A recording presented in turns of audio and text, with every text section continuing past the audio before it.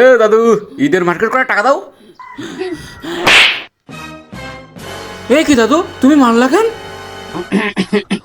হ্যাঁ দাদু ভাই, আমি মেরেছি। আসলে দাদু ভাই মুরব্বী হয়ে গেছি তো, কখন কোন দিকে হাত চলে যায় বুঝতে পারি না দাদু ভাই। হ্যাঁ। শালার বুড়ো, শালার বুড়ো ইচ্ছা করে মেরেছে। ঈদের মার্কেট করার টাকা চেয়েছি বলে ইচ্ছা করে মেরেছে শালার বুড়ো।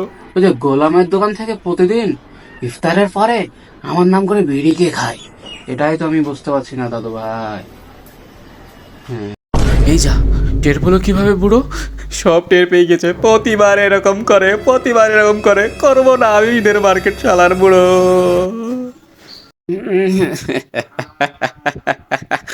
বেয়াদ্দপের বাচ্চা, ও মনে করেছে ওর ঈদের মার্কেট করার টাকা আমার কাছ থেকে নেবে, মক্সের দাদুর কাছ থেকে নেবে। মক্সের দাদু নাকি ওকে টাকা দেবে।